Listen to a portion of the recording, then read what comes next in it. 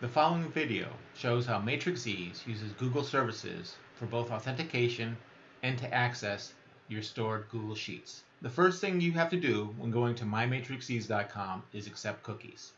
You will then be presented with a screen where you can choose to sign in with your Google account. This will link you to your saved MatrixEase spreadsheets under that Google account. You have to choose the Google account you want to authenticate against. MatrixEase is not currently validated by Google.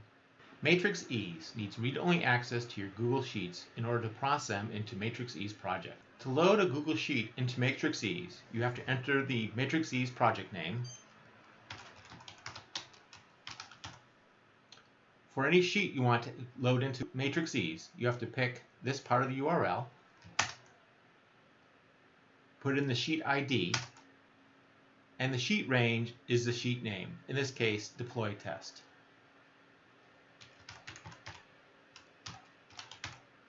I then click Process Google Sheet, and MatrixEase will use the Google API to access that Google Sheet in read-only.